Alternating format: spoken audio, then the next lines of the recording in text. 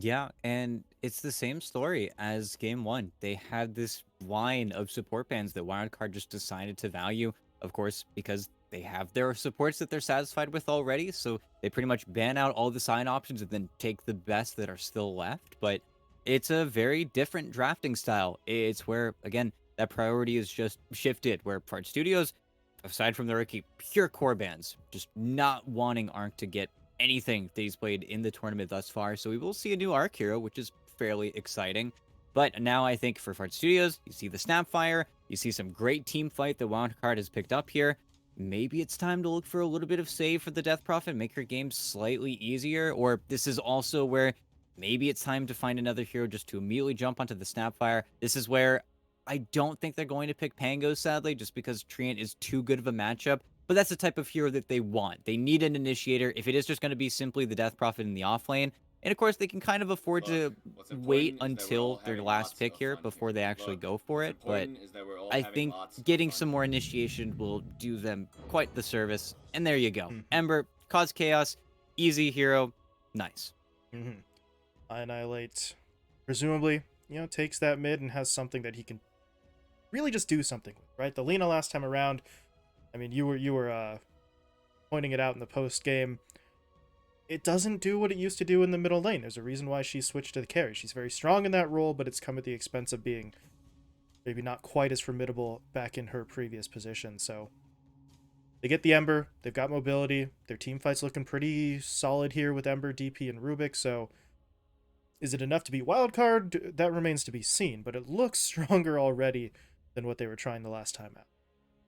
Yeah, and I think I'm not sure about Sonic's hero pool. Of course, kind Mm. of a hero or a player lampooned for not having too many pro heroes, but I would love so much if they just go for Mirana right now because they need a buddy to play with the Ember Spirit. And okay, they go Okay. for Clockwork. They do get him a friend, and that's a pretty fast pick from Whoa, Wildcard, that's a bat.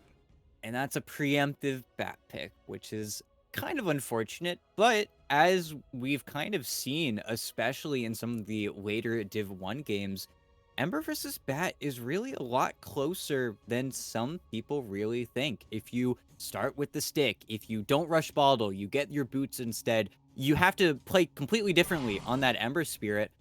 But it's a matchup that people are just used to now, I think is the end of the short of it. Bat Rider's gotten nerfed patch after patch after hitting a really high, and he's still kind of at that high, but it's certainly something that I Annihilate can circumvent a little bit. Again, by the correct item timings, by not getting greedy, by being completely patient, and of course, you're going to get a lot of creeps denied in front of you, but you can still get something out of that lane, is where we're kind of sitting at with that matchup nowadays. Mm-hmm.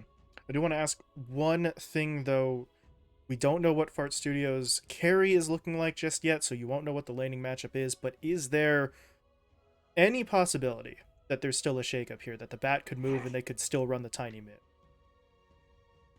Yeah, well, I would say that, but with Wildcard, I think it's so easy for them to just do Sunlight Snapfire and then Flee Tiny, just because Sunlight's been playing Snapfire the entire season. And Oh, whoa, that last okay. banding phase flew by, and they just go for Void. Okay, a BSJ hero that, well, he's gonna have to put out a lot on, but that's your big stun. There you go. Lockdown issues kind of dealt with. You've got somebody to cover up the fact that the rest of the lineup is really very single target. So, perfect pick. If he can survive the lane, is the caveat here, because Faceless Void is certainly one of the weakest safe laners in the game right now. It's where you need to hope that enough of those really annoying heroes are banned. And I think a lot of them are. This is where I think the worst case scenario would be if Wildcard just simply pick up, let's say, a Beastmaster or a Lycan right now, and then they turn the matchup on its head. They say, well, you're really weak, so we'll be really weak. Hmm. Oh, it's not a Beastmaster or Lycan, but it is a Visage, and that's kind of annoying. And now we'll see what Wildcard do, but what will they actually set up here? Is this going to be an arc Visage? Yeah, it will be. Okay. Interesting. Interesting choice. As you said, Arc at the 1. It'll be the Bat Rider mid. It's looking like the Snap at the 3. So, well, yeah, I don't know. Because Wildcard have basically just sacrificed any semblance of physical damage with this switch up. But the magic that they've got, the burst that they have, is still something that's formidable. And for Fart Studios. I still think they're in a better position than they were in Game 1 by a pretty hefty margin here, ET, but we'll have to see how their teamfight execution actually plays out for them. Yeah, and I think Arc will now fill a extremely similar role to the Nature's Prophet he played in Game 1 with the Visage. It's just how the heroes play.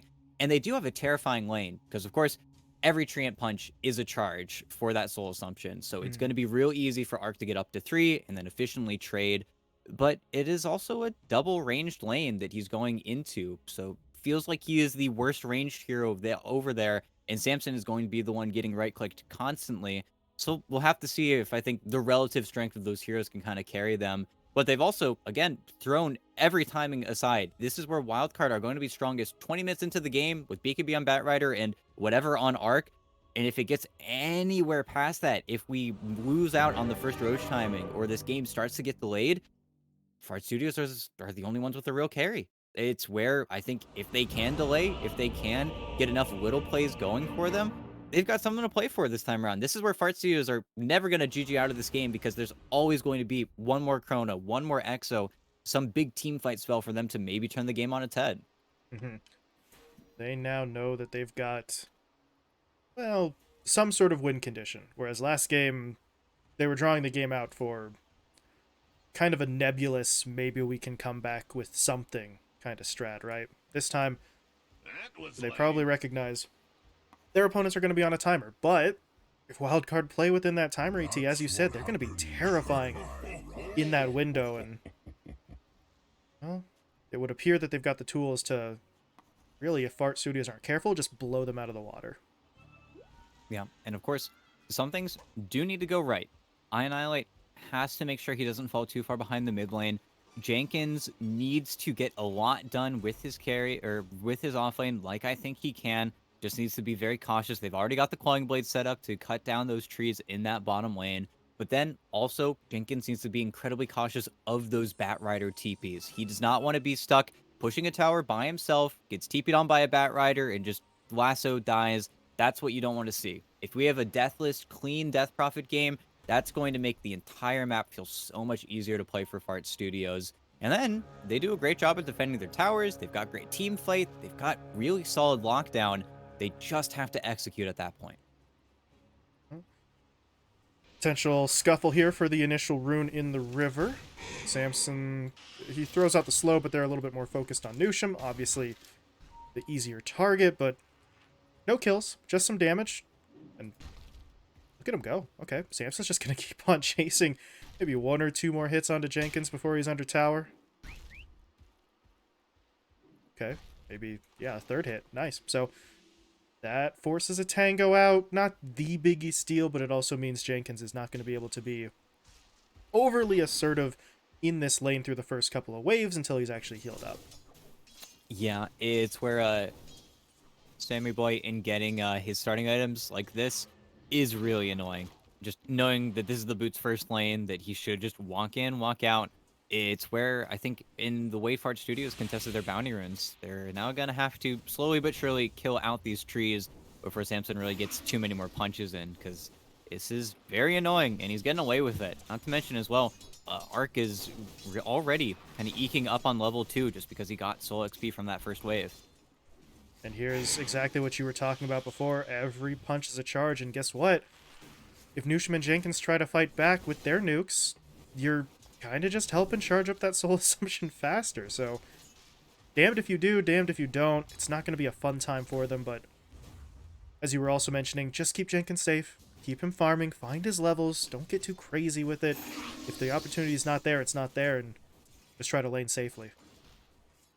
Yeah, it's where even right now, just being level 2 this is kind of a dangerous situation to be in, and now Nusham is going to eat a few punches. He actually has telekinesis, though, so he will be able to stop something, but this is where the 6 mango start from Arc.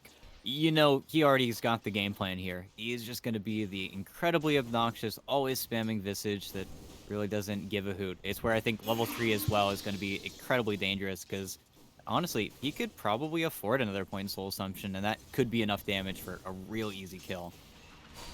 Yeah, he came to lane with 6 mangoes and a stick. He wants to spam.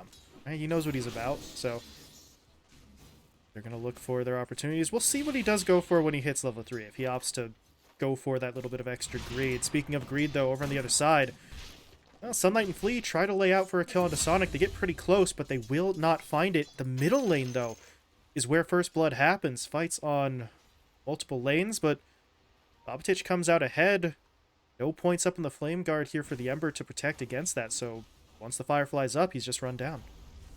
Yeah, and I don't know. It's hard to say. It's one of those kills that really happens 15 seconds in advance, but must have gotten greedy somewhere along the line there, and a kill that you really sorely do not want to give up, but a situation that, you know, it's going to happen eventually. Up until that point, I was going to praise him on fighting for denies and still being incredibly active, but Bobatich is just so annoying in the lane. Gets another D ward as well, just like game 1. Just knows exactly where the observer ward that Annihilate already placed.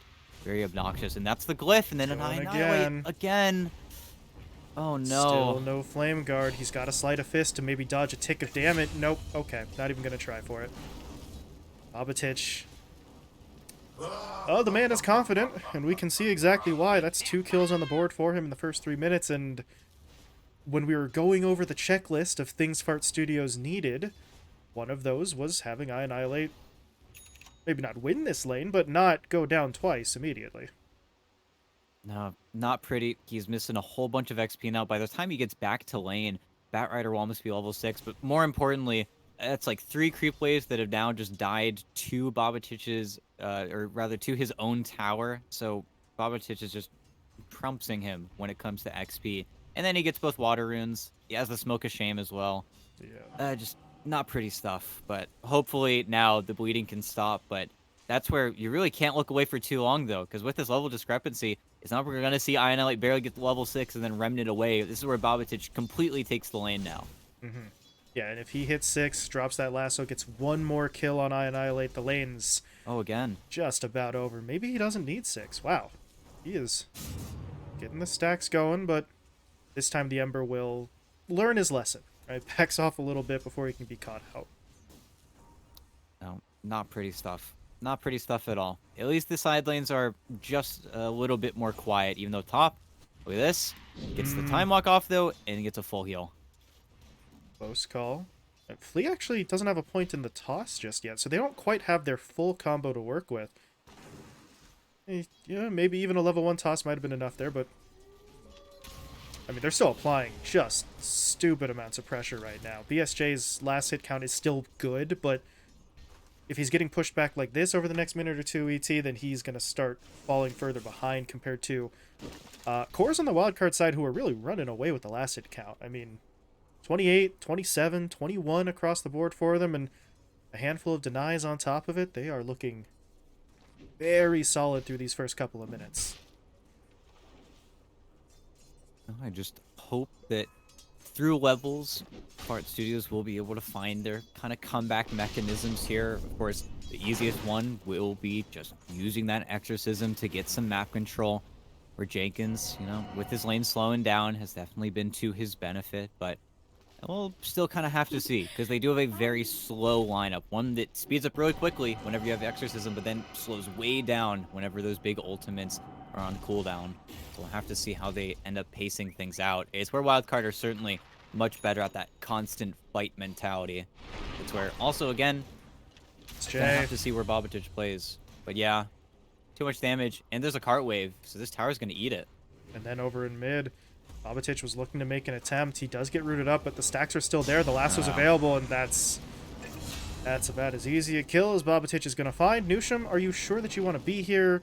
Never mind. Bobatich is starting to run out of time on Firefly, so he backs out, but that's now 4 straight kills to open this game, and well, Annihilate was kind of the guy you were looking to pick up the slack early, right? Until Jenkins and BSJ were ready to sort of carry that torch, and that timing's very much delayed now, maybe delayed too long, to the point where it's going to affect their window to actually fight. Yeah, no, it's unfortunate. Bobatich has also just done a fantastic job of stacking for himself, so he's going to get going there as well. And he's pretty much going to have his boots of travel. 7 minutes into the game, I mean, he's just killed it.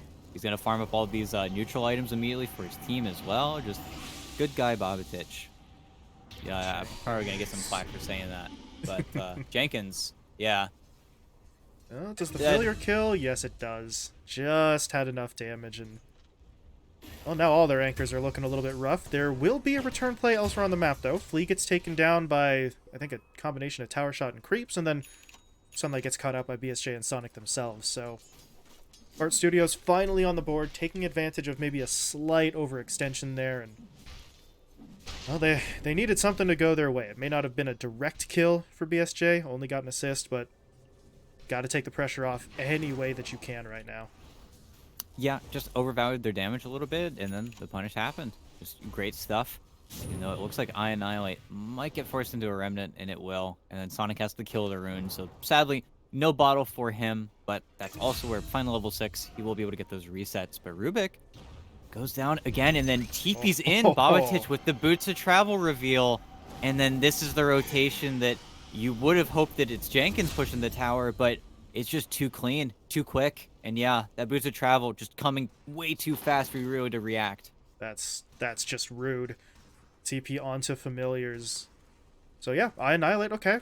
You know, he's got remnants, he's safe, but with Boots of Travel that early, the rest of the lineup is not. As Flea, this is a little aggressive, but he's able to hit up 2 with the Avalanche. They get the toss play. Will Sunlight go for the cookie?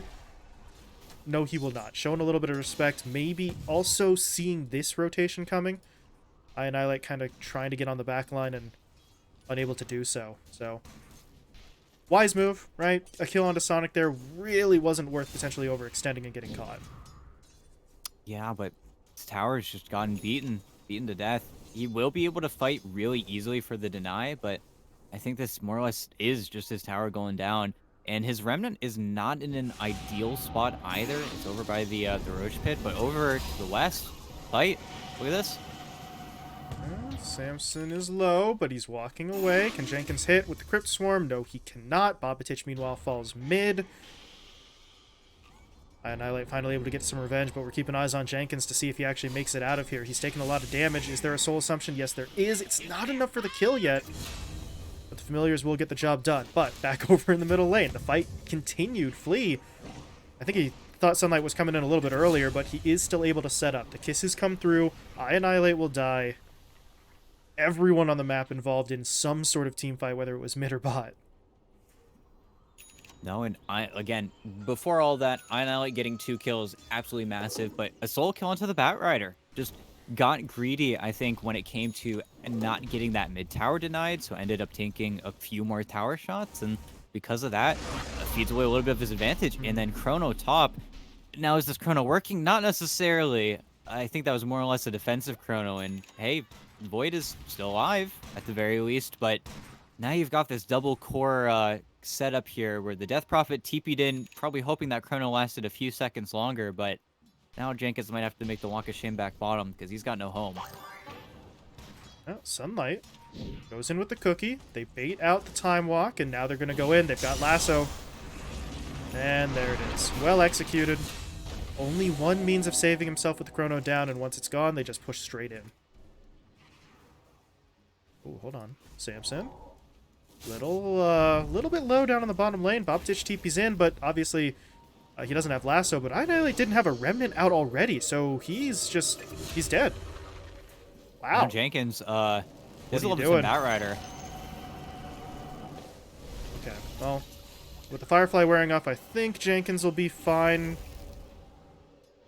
A little bit awkward for him, though, just kind of banking on the timing coming out perfectly in his favor, and it did, but they're trying to make something happen here. Nusham with the stolen soul assumption is going to go after the Treant kill. He does get it. Now the hook in. Sonic sees his moment. They're going to jump onto Bobatich. They lose Jenkins, but they get a really valuable kill out of it, right? Bobatich taken down again.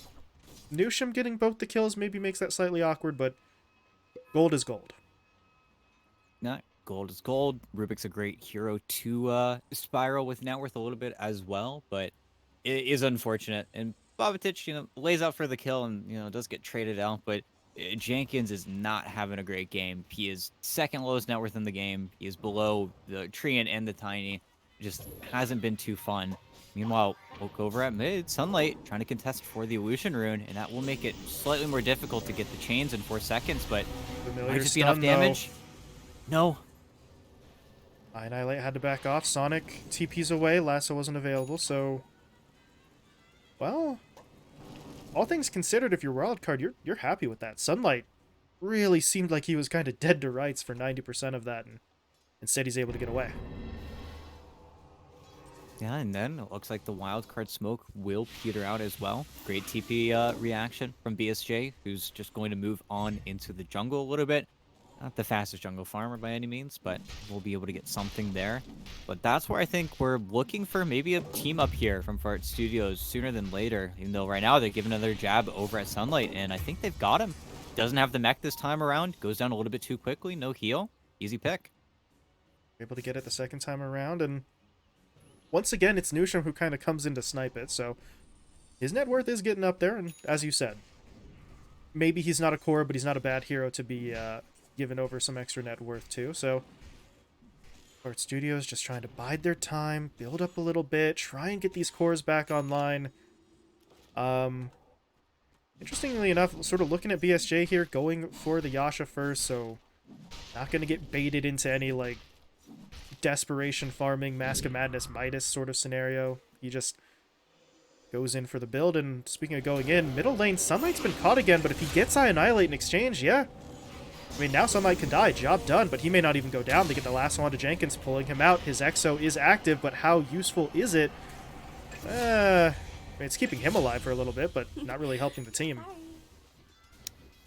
Yeah, it's really unfortunate as well because the Void was walking over. It looked like he wanted to make a fight happen, but with how early on their mid tower went down, they didn't really value, I think, how long it would be for him to get there. Because that was a fight that 100% looked as if Faceless Void found a chrono. They were going to, at the very least, kill the Snapfire for free, but and it all ends up kind of blowing up in their own faces, as well as what looks to be a failed Roche attempt. Yeah. I do not think they can do this, and Arc loses a bird, so probably forced into the resummon. So, a little awkward from Wildcard, maybe overvaluing themselves, but I think it is going to look for a play. They are looking for a point of Sunlight, but that's Blink Reveal. He's got the Remnant back, he just never had the time to actually jump to it too far forward. And Sunlight... Okay, you know, listen, he's been caught 3 or 4 times in that position, just that little bit further forward, but this time they take advantage of it, using him as the bait, knowing Fart Studios really can't resist that jump. It's just easy. It's just simple, and I think, again, Blink Reveal caught off guard completely. It's why the Treant ulti is allowed to connect on the Ember Spirit, but I still want to see BSJ look for a chrono, make his teammates' life just a little bit easier. Because again, he is the lockdown. He is the big spell. He is their best lockdown. And it's just not getting utilized right now. And then mid, okay, they had Flea coming around on the back line, so they were trying for the toss back into the lasso play, but I think the timing's a little off. I think he tossed the Rubik onto the Ember who remnanted, and then the Rubik just flew. Just escaped. A Sunlight. Okay. Sunlight's gonna go down. Jenkins, though, on the other side is getting hit up as well. So yeah, that's gonna turn into a 1-for-1 trade, but if you're Fart Studios, you gotta take it. You have to take 1-for-1, and that's a kill they get without having to use Chrono. So, I mean, we've been calling for it all game long, and we won't see it yet, but at least they're starting to get aggressive in some capacity. Yeah, and really important as well that Nusham just continues to get these Snapfire spells. I think he still more or less always wants Scatterblast just for his own farm, but this Fire Snap cookie could be that save, that little bit of distance between you and the Batrider that stops the lasso from happening. And actually, Bobatich has his BKB, but if he gets hooked into the spell, could be the chain stun. That's a Flea though, and that's a dead Sonic. Unfortunate play there with the stolen cookie, just kind of pushing him in what ended up being the wrong direction. No way of knowing that at the time, but Sonic going down, not going to hurt them too much. They regroup on their own side of the map, but we start looking at some of these objectives, right? Tier 2 top, taking a beating, half HP already, and forcing out the glyph, so this kind of happened to Fart Studios last time out, right? Obviously, they were on the other side of the map that time, but control of the map was taken from them very early with a lineup that needed the space to farm. They're pushing in, smoked again, looking for Flea, and they're gonna break on Newsham, and that's just the very dead Rubik. There's nothing you can do. Loses his spell, and then I Annihilate. Well, he's got a Remnant, but he needs to be able to use it, and there you go. Okay. Nothing to stop him, but this is also more or less giving up this top tier 2. And not just that, they're also looking to connect onto BSJ. They saw him walk down here with the wards, and now this is just a matter of the chain stun, unless he wants to chrono himself. And they actually messed up. Okay. Now he needs to somehow get it. Hookshot comes in, that cancels the kisses. And now does BSJ want the chrono? Do they try to turn this? It's Jenkins and Sonic for backup damage-wise, so maybe they don't want to go all in. I think they'll just go for Sunlight and be content with that. There we go. Took him a little while to get it. ET, the problem with this is that there's an issue over on the other side of the map. Arc took the tier 2. He's taken half the health of the tier 3. So, realistically speaking, I mean, you trade Sunlight for a tower and a half. I think Wildcard are still okay with that. No, they certainly are. And I think, really, it would have been great for them to keep a clean game going, but just drop the ball in the chain stun there in the bottom lane, and that little bit of fortune gets you another Sunlight kill, who's been kind of the punching bag for Wildcard, at least in this mid game. But Arc is still untouched. The Visage is still building up at a crazy speed. He's looking for an AC next, has Vlads, has Boots of Bearing. He is a big problem that they can't deal with. They don't have enough to deal with him. What they need to do is probably chrono and kill everybody else, and then maybe save the Visage for last, because Arc with his teammates is just unstoppable. And then look back bottom. They did get the D ward from before, but with the Ag Shard from Sunlight, that's a big hop. Well, Newsham goes down, but BSJ is able to walk away, so there's your silver lining. Is this a Battle Fury? Yeah, it is. Yasha into Battle Fury. So BSJ may be starting to think about that scenario we were talking about at the start in the draft, the fact that the late game could go a little bit better for them. It looks like they're starting to gear up to go in that direction. Flea, though, is getting hit up right now.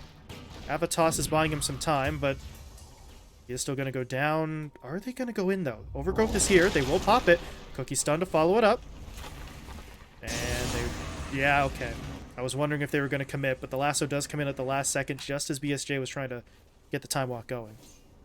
Yeah, and they don't chance it. They just say, okay, we're not going to let you barely get away again. So they do use everything. And, of course, with using everything, they don't have that much left in the tank, but it looks like they do have enough for Jenkins. The mech is trying to make him survive, but it's just not enough. There's too much stuff on the ground. There's fire everywhere. Just can't walk that one out. It's going to lead them into a push onto the tower. They got the Shredder in there, so doing a little bit of damage. Not committing fully for this, though, because their own creep wave kind of got pulled and then died, so they won't take an immediate objective here, but they are still establishing a lot of control in terms of the way these fights are going. And now, ET, they're looking at the pit again. Last time around, they kind of called it quits early on this attempt, but this time they've got more damage, they've got more sustainability, they've got more armor reduction, so it's not the fastest, but they're going to go for it. Yeah, and it's actually doable this time around, even though Sonic... Nobody's blocking his hooks. There's no birds outside the pit. He does need to go all the way around, but... He's going. Oh, he timed it. They're just so bad at Roche that it still just isn't fast enough for him to take it. It's a great try, but, you know, you go for those if you're Sonic. I feel like every day of the week. You can't not do it, right? You're a position 5 clockwork. You got to try, but I love that that is an accurate description of what happened. Wildcard were so bad at taking Roche quickly that what should have been the perfect timing for Sonic is unfortunately not, just because they took that extra time. So that's what happens, right? That's how Dota 2 works. Your timing is perfect, your positioning is perfect, but the opposing team was so slow that it all gets ruined. Yeah, it's the same strat of, oh, is he coming in? Everybody just stop hitting the Roche. We'll just sit here. We'll just wait. It's also one of those unfortunate circumstances where if you do that secondary flare, they know which direction you're coming in, so then everybody starts to split. So it's a damned if you do, damned if you don't situation, but we're now in high ground defense mode. And of course, a high ground that is very sturdy. It's where Fart Studios have incredible wave clear. It is so obnoxious to push into Crypt Swarm, Fade Bolt, Sleight of Fist. All of these nukes that just end up with the creep wave dying means that Wildcard are going to have to either tank for the push or wait for something else. This is not allowed though. Oh, the last one. BSJ gets caught. It's too easy. Blink reveal from Bobatich. Unfortunate. Yeah, and while BSJ didn't necessarily play into that wave clear that you were just sort of listing off, the lack of chrono means Wildcard could maybe play up a little bit more, try and hit these tier 2s without having to worry too much about a full-on team fight coming their way, because unfortunately we haven't really gotten to see it, but that is still a necessity, right? Jenkins with the EXO can only do so much. If they don't have a chrono, they're looking for picks. They're not looking for full-on fights. Yeah, and again, see a Bobatich being annoying to an Annihilate, but this is where it's a little bit scarier. And now the toss back. Oh no. Jenkins, he pops the mech, but that's just not enough. That's twice now, I think. They've just overwhelmed the healing as BSJ. Okay. TP's in. Doesn't pull the trigger on the chrono, though, and this is the awkward part. Without Jenkins to anchor the fight, how much can they do? Sonic gets a very nice hook onto the backline that allows him to take out Flea, but at what cost? Overgrowth was deployed. Samson was just waiting for his moment. They take out the Void, and yeah, the fight's pretty much done here. They really can't survive losing 2 cores. Oh, okay. Samson gets caught out there. Nusham with the stolen kisses will take him down, so that's gonna slightly even up that tally. They got both of the supports on the Fart Studios side, but another fight, one that BSJ was involved with, but we still didn't see that chrono, and well, starting to wonder, when is the opportunity going to come for him to actually get that shot in? Yeah, and you know, we got some good news, and that is that the kisses were stolen. Nusham can help out his Void buddy in 70 seconds here. This is where I think, honestly, Nusham doesn't look to die, doesn't look to overextend himself, just literally waits another minute here. I think Hero's maybe dying. Okay, I know he does get the leap away, but if they actually get to do this, I mean, they've got at least 2 Mortimer kisses plus chronos if they really want to go for it. If Sonic gets taken out just farming his enemy jungle, because not much else for his team to do, but this is where the waiting game begins. This is the first Aegis gone in a minute. This is where that next real free push for Wildcard doesn't exist. If they can wait out this Aegis and then get Arc in a Chronosphere with Kisses piled on top of it, they can kill the Visage, legitimately. And I think that's honestly their best option at this point, is to just hope and wait, rely on your wave clear, just sit on your high ground. Again, wait for that perfect opportunity as no. I Annihilate. No waiting. All dead. Samson, I don't know if that was intentional or not, but either way, it was brilliant. He pops for half a second in between these 2 trees, and that baits them in. They don't see Flea coming until it's too late, and then the full combo is deployed onto them. So, intentional or otherwise, that was a perfect setup. And then, setting up on BSJ, he's getting hunted by a tree. They don't know about it. And actually, the ward is not going to scout him in the Ancients, but is going to scout him in the large camp, and that could be his death. A death that they can't afford, but they don't have I think lasso. this might just be it. Okay. Chrono defensively used. Yeah, the DOT is a problem. He's just got to get away. Can he TP out in time? No, he can't. Sorry. Oh boy. While all of that was happening, the racks fall bottom. Arc was the only one hitting. Aegis for 5 seconds. Can they time this perfectly? Uh-oh. Sonic, no, he hooks onto the familiar, so Arc is able to fall back. He'll heal up. Now they'll turn around. Jenkins trying to push in, but this just isn't going to work. There's a buyback from the Clockwork being deployed immediately. They need to get out here to try and help Annihilate. He is looking both for damage and for an opportunity to fall back, ET, but he's going to get stun locked. He's taken down. Arc picks up the kill. And back in the base, look at Samson go. Trying to keep all these heroes locked down. They get the lasso onto the bot back, or excuse me, not bot back, Nusham. Now he'll buy back, but they're trickling in. They just don't have the manpower. They don't have the cohesion. They're losing their lives anyway, and Fart Studios, you lost the initial fight. That was kind of inevitable, but these buybacks on top of it, ET, feel unnecessary. They're not accomplishing anything, and I don't know if Wildcard could have just straight up ended the game if they hadn't died back. Yeah, and now, well, I don't know. You don't have Chrono. You don't have the Stolen Kisses anymore. You're running out of gas in the tank. Another toss back. I feel like might just see the GG pretty soon here. They're trying, but with the high ground broken and a good toss back, they try to get the treant in the fountain, you know? Maybe that's where we're at, though. That the fountain might be the best source of damage for Fart Studios. Even if Wildcard decide to reset, they can just simply go top, or they just wait for their next barrage of spells, and then they're also in just as good a spot.